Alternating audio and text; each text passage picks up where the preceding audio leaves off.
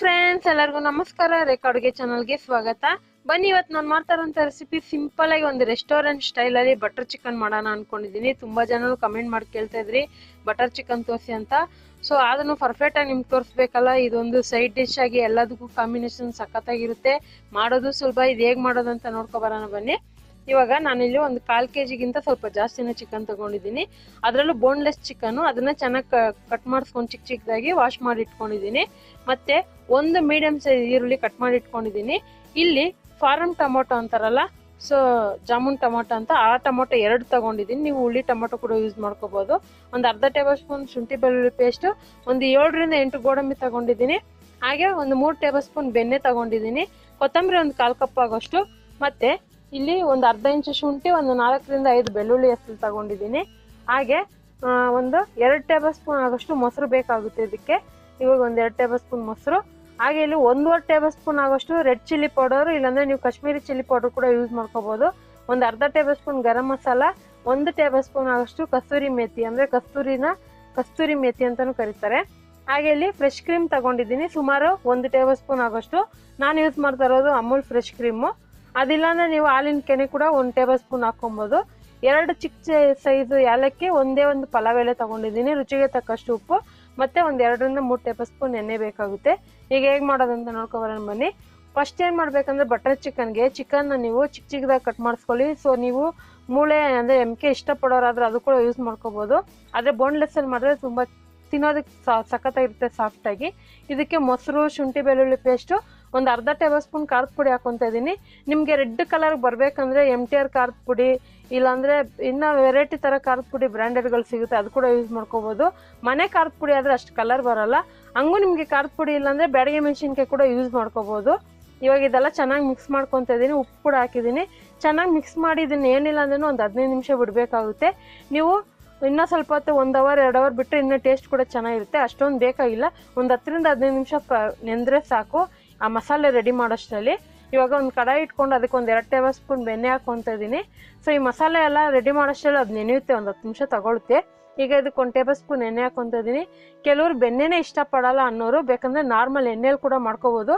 ಆದರೆ ನಾವು ಮಾಡ್ತಾ ಇರೋದು ಬಟರ್ ಚಿಕನ್ ಆಗಿರೋದ್ರಿಂದ ಬಟರ್ ಯೂಸ್ ಮಾಡಲೇಬೇಕು.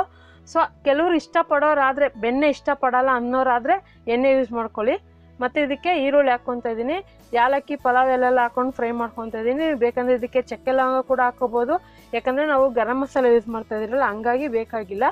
ಇದಕ್ಕೆ ಒಂದು 4 ರಿಂದ 5 ಹೆಸರು ಬೆಳ್ಳುಳ್ಳಿ ಮತ್ತು ಒಂದು ಅರ್ಧ ಇಂಚು ಶುಂಠಿ ಹಾಕ್ಕೊತಾ ಇದ್ದೀನಿ. ನಿಮಗೆ ಶುಂಠಿ ಬೆಳ್ಳುಳ್ಳಿ ಇಲ್ಲಾಂದರೆ ನಾರ್ಮಲ್ ಶುಂಠಿ ಬೆಳ್ಳುಳ್ಳಿ ಪೇಸ್ಟ್ ಕೂಡ ಹಾಕೊಂಡು ಫ್ರೈ ಮಾಡ್ಕೋಬೋದು. ಈರುಳ್ಳಿನೂ ಅಷ್ಟೇ, ತುಂಬ ಫ್ರೈ ಮಾಡಬೇಕಂತೇನಿಲ್ಲ, ಒಂದು ಸ್ವಲ್ಪ ಲೈಟಾಗಿ ಫ್ರೈ ಮಾಡ್ಕೊಳ್ಳಿ ಸಾಕು. ಹಾಗೆ ಇದು ಅಂದರೆ ಫುಲ್ಲು ಗೋಲ್ಡ್ ಕಲರ್ ಆಗೋ ಥರ ಫ್ರೈ ಮಾಡಬಾರ್ದು, ಮೀಡಿಯಮಾಗಿ ಫ್ರೈ ಮಾಡ್ಕೊಳ್ಳಿ. ಮತ್ತು ನಿಮಗೆ ಥಿಕ್ನೆಸ್ ನೋಡ್ಕೊಳ್ಳಿ. ಜಾಸ್ತಿ ಜನ ಕ್ವಾಂಟಿಟಿ ಇದ್ದಾಗ, ಇಲ್ಲ ಅರ್ಧ kg ಮಾಡೋದಾದರೆ ನಾನು ಏನು ತೋರಿಸಿದ್ದೀನಿ ಅದೇ ಮಸಾಲೆ ನೀವು 2 ಭಾಗ ಥರ ತೊಗೊಂಡು ಅರ್ಧ kg ಕೂಡ ಮಾಡ್ಕೋಬೋದು. ಇವಾಗ ಟೊಮೊಟೊ ಹಾಕ್ಕೊತಾ ಇದ್ದೀನಿ. ಅಕಸ್ಮಾತ್ ಹುಳಿ ಟೊಮೊಟೊ ಇದ್ದರೆ ನೀವು ಒಂದು ದೊಡ್ಡ ಸೈಜ್ ಹಾಕ್ಕೊಳ್ಳಿ ಸಾಕು, ಜಾಸ್ತಿ ಬೇಕಾಗಿಲ್ಲ. ಸೊ ಜಾಮೂನ್ ಟೊಮೊಟೊ ಅಂದರೆ ಇದು ಫಾರಂ ಟೊಮೊಟೊ, ಅದು ಒಂದು 2 ರಿಂದ 3 ಎಕ್ಸ್ಟ್ರಾನೇ ಹಾಕೋಬೋದು. ಜಾಸ್ತಿ ಹಾಕಿದಷ್ಟು ಅದು ಗ್ರೇವಿ ಜಾಸ್ತಿ ಆಗುತ್ತೆ ಮತ್ತು ಟೇಸ್ಟ್ ಕೂಡ ಚೆನ್ನಾಗಿರುತ್ತೆ. ಹಾಗೆ ಇದ್ರ ಜೊತೆಗೆ ಗೋಡಂಬಿ ಹಾಕ್ಕೊತಾ ಇದ್ದೀನಿ. ಗೋಡಂಬಿ ಎಷ್ಟು ಹಾಕ್ತಿದ್ರೆ ಅಷ್ಟು ಟೇಸ್ಟ್ ಇರುತ್ತೆ. ನೋಡಿ, ಇನ್ನು ಉಳಿದಿರೋಂಥ ಖಾರದ ಪುಡಿ ಹಾಕ್ಕೊತಾ ಇದ್ದೀನಿ. ಇವಾಗ ನಾನು ಖಾರದ ಪುಡಿ ಕಾಶ್ಮೀರಿ ಚಿಲ್ಲಿ ಪೌಡ್ರು ನಮ್ಮ ಮನೇಲಿತ್ತು, ಸೊ ಹಂಗಾಗಿ ಹಾಕ್ಕೊಂಡಿದ್ದೀನಿ. ನೀವು ಇಲ್ಲಾಂದರೆ ಸೊ ನಾರ್ಮಲ್ ಖಾರದ ಪುಡಿನೇ ಹಾಕ್ಕೊಳ್ಳಿ. ಇಲ್ಲಾಂದರೆ ನಾನು ಹೇಳ್ದಂಗೆ ನೀವು ಒಗ್ಗರಣೆನಲ್ಲೇ ಬ್ಯಾಡಗಿ ಮೆಣಸಿನ್ಕಾಯಿ ಕೂಡ ಹಾಕ್ಕೋಬೋದು, ಕಲರ್ ಬರುತ್ತೆ. ಇದೆಲ್ಲ ಹಾಕ್ಕೊಂಡು ಫ್ರೈ ಮಾಡ್ಕೊಂಡಿದ್ದೀನಿ. ಫ್ರೈ ಮಾಡಿದ್ಮೇಲೆ ಇದಕ್ಕೊಂದು 1/4 ಕಪ್ ಆಗೋಷ್ಟು ನೀರು ಹಾಕ್ಕೊತಾ ಇದ್ದೀನಿ.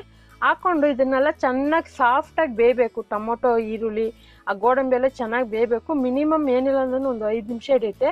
ಸೊ ಇವಾಗ ನೋಡ್ತಾ ಇರ್ಬೋದು, ಆಲ್ಮೋಸ್ಟ್ ಚೆನ್ನಾಗಿ ಸಾಫ್ಟಾಗಿ ಬೆಂದಿದೆ. ಇದನ್ನು ಫುಲ್ ಆರಿದ ಮೇಲೆ ರುಬ್ಬಕ್ಕೆ ಬೇಕಾಗುತ್ತೆ. ಸೊ ಇದನ್ನು ಆರಕ್ಕೆ ಬಿಡೋಣ. ಅಷ್ಟೊತ್ತಿಗೆ ನಾವು ಚಿಕನ್ ಫ್ರೈ ಮಾಡ್ಕೊಳ್ಳೋಣ. ನೋಡಿ, ಆ ಮಸಾಲೆ ಎಲ್ಲ ಫ್ರೈ ಮಾಡೋಕ್ಕೆ ಏನಿಲ್ಲ ಅಂದ್ರೂ ಒಂದು 10 ನಿಮಿಷ ಆಗುತ್ತೆ. ಅಷ್ಟರಲ್ಲಿ ಚಿಕನ್ ನೆಂದಿರುತ್ತೆ. ಇವಾಗ ಅದಕ್ಕೆ ಒಂದು ಟೇಬಲ್ ಸ್ಪೂನ್ ಬಟರ್ ಮತ್ತು 1 ಟೇಬಲ್ ಸ್ಪೂನ್ ಎಣ್ಣೆ ಹಾಕ್ಕೊತಾ ಇದ್ದೀನಿ. ಸೊ ನೀವು ಫುಲ್ಲು ಬಟರಲ್ಲೇ ಯೂಸ್ ಮಾಡ್ಕೋಬೋದು. ನೀವು ಎಷ್ಟು ಬಟರ್ ಯೂಸ್ ಮಾಡಿದ್ರೂ ತುಂಬ ಚೆನ್ನಾಗಿರುತ್ತೆ ಟೇಸ್ಟು. ಇವಾಗ ನೆನೆಸಿಟ್ಟಿರೋಂಥ ಚಿಕನ್ ಹಾಕ್ಕೊತಾ ಇದ್ದೀನಿ. ಈ ಚಿಕನ್ನ ನೀವು ಸಪ್ರೇಟಾಗಿ ಒಂದು ಮೀಡಿಯಮ್ ಫ್ಲೇಮಲ್ಲಿ ಇಟ್ಕೊಂಡು ಏನಿಲ್ಲ ಅಂದ್ರೂ ಒಂದು 10 ನಿಮಿಷ ಫ್ರೈ ಮಾಡಬೇಕಾಗುತ್ತೆ. ಇದನ್ನು ಸಾಂಬಾರು ಕುದಿಸೋಂಗೆ ಕುದಿಸೋಕ್ಕಾಗೋದಿಲ್ಲ. ಸೊ ಹಂಗಾಗಿ ಇದು ನಾವೇನು ಆ ಗ್ರೇವಿ ರುಬ್ಬಿರ್ತೀರೋ ಅದ್ರ ಮಸಾಲೆಯಲ್ಲಿ ಒಂದು 5 ನಿಮಿಷ ಬೇಯಬೇಕಾಗುತ್ತೆ. ಅದಕ್ಕೋಸ್ಕರ ನೀವು ಸಪ್ರೇಟಾಗಿ ಇದನ್ನು ಮಿನಿಮಮ್ ಒಂದು 10 ನಿಮಿಷ ಬೇಯಿಸ್ಕೊಬಿಡ್ಬೇಕು. ಫುಲ್ಲು ಫ್ರೈ ಮಾಡ್ಕೋಬೇಕು. ಚಿಕನ್ ಫ್ರೈ ಹೆಂಗೆ ಮಾಡ್ತೀರ ಹಂಗೆ ಮಾಡ್ಕೊಬಿಡ್ಬೇಕು. ಸೊ ಅದನ್ನು ಕಡಿಮೆ ಉರಿ ಇಟ್ಕೊಂಡು ನಾನು ಫ್ರೈ ಮಾಡ್ಕೊತಾ ಇರ್ತೀನಿ. ಅಷ್ಟೊತ್ತಿಗೆ ಮಸಾಲೆ ರುಬ್ಕೊಬರೋಣ. ಇವಾಗ ಮಸಾಲೆಗೆ ಒಂದು ಮಿಕ್ಸಿ ಜಾರ್ ತೊಗೊಂಡು ಆ ಮಸಾಲೆ ಎಲ್ಲ ಹಾಕ್ಕೊತಾ ಇದ್ದೀನಿ. ಇದಕ್ಕೆ ನೀವು ಡೈರೆಕ್ಟಾಗಿ ನೀರು ಹಾಕ್ಕೊಳ್ಳಿ. ನೀರು ಹಾಕ್ಕೊಂಡು ಇದನ್ನು ಒಂಥರ ಕ್ರೀಮಿಯಾಗಿ, ಒಂಚೂರು ತರ್ತರಿ ಇರಬಾರ್ದು, ಅಷ್ಟು ಕ್ರೀಮಿಯಾಗಿ ನುಣ್ಣಗೆ ರುಬ್ಕೋಬೇಕು. ಸೊ ಇದನ್ನು ಅದೇ ಮೇನ್ ಇದರಲ್ಲಿ ಬಟರ್ ಚಿಕನಲ್ಲಿ ನಾರ್ಮಲ್ ಮಸಾಲೆ ರುಬ್ದಂಗೆ ರುಬ್ಬಿದ್ರೆ ತರ್ತರಿಯಾಗಿ ಅದು ಚೆನ್ನಾಗಿರೋದಿಲ್ಲ. ಕ್ರೀಮಿಯಾಗಿ ರುಬ್ಕೋಬೇಕಾಗುತ್ತೆ. ಸೊ ಅಂದರೆ ನುಣ್ಣಗೆ ರುಬ್ಕೋಬೇಕಾಗುತ್ತೆ. ಇವಾಗ ನೋಡ್ತಾ ಇರ್ಬೋದು ಚೆನ್ನಾಗಿ ರುಬ್ಬಿದ್ದೀನಿ. ಒಳ್ಳೆ ಕಲರ್ ಕೂಡ ಬಂದಿದೆ. ಸೊ ನಾನು ಹೇಳ್ದಂಗೆ ಖಾರದ ಪುಡಿ ಹಾಕೋದ್ರಿಂದ ಒಳ್ಳೆ ಕಲರ್ ಬರುತ್ತೆ. ಕಾಶ್ಮೀರಿ ಚಿಲ್ಲಿ ಪೌಡ್ರ್ ಹಾಕಿದ್ರೆ ಇನ್ನೂ ಡಾರ್ಕ್ ಬರುತ್ತೆ. ಸೊ ಅದಕ್ಕೆ ಕಾಶ್ಮೀರಿ ಚಿಲ್ಲಿ ಪೌಡ್ರ್ ಇದ್ದರೆ ಹಾಕ್ಕೊಳ್ಳಿ. ನೋಡಿ ಇವಾಗ ಅದೇ ಫ್ರೈ ಮಾಡಿದ್ನಲ್ಲ ಅದೇ ಬಾಣಲಿಗೆ ಹಾಕ್ಕೊತಾ ಇದ್ದೀನಿ. ಹಾಕ್ಕೊಂಡು ಇದಕ್ಕೊಂಚೂರೇ ಚೂರು ನೀರು ಹಾಕ್ಕೊತೀನಿ, ಜಾಸ್ತಿ ನೀರು ಹಾಕಲ್ಲ. ಸೊ ಮಿಕ್ಸಿ ಜಾರಲ್ಲಿ ಇರೋ ಮಸಾಲೆ ವೇಸ್ಟ್ ಆಗಬಾರ್ದು ಅನ್ನೋ ಉದ್ದೇಶಕ್ಕೆ ಒಂಚೂರು ನೀರು ಹಾಕ್ಕೊಂಡು ಅದನ್ನು ಹಾಕ್ಕೊತಾ ಇದ್ದೀನಿ. ಹಾಕ್ಕೊಂಡ್ಮೇಲೆ ಇದನ್ನು ಮೀಡಿಯಮ್ ಫ್ಲೇಮಲ್ಲಿ ಇಟ್ಕೋಬೇಕಂದ್ರೆ ಮಧ್ಯಮ ಉರಿನಲ್ಲಿ ಇಟ್ಕೊಂಡು ಒಂದು 2 ರಿಂದ 3 ನಿಮಿಷ ಇದನ್ನು ಮುಚ್ಚಿ ಕುದಿಸೋಣ. ಮತ್ತು ಈ ಬಟರ್ ಚಿಕನ್ನ ನೀವು ಯಾವಾಗ ಬೇಕಾದರೂ ಮಾಡ್ಕೊಂಡು ತಿನ್ಬೋದು. ಅಕಸ್ಮಾತ್ ನಾನು ಮಾಡಿರೋ ರೆಸಿಪಿ ನೀವು ಒಂದ್ಸರಿ ಮಾಡಿ ನೋಡಿ. ನೀವೆಲ್ಲಾದರೂ ಹೊರಗಡೆ ತಿಂದಿದ್ರೆ ಸೇಮ್ ಪರ್ಫೆಕ್ಟ್ ಅದೇ ಟೇಸ್ಟ್ ಬಂದಿರುತ್ತೆ. ಇವಾಗ ನೋಡ್ತಾ ಇರ್ಬೋದು ಒಂದು 3 ರಿಂದ 4 ನಿಮಿಷ ಹಾಗೆ ಕುದಿಸಿದ್ದೆ.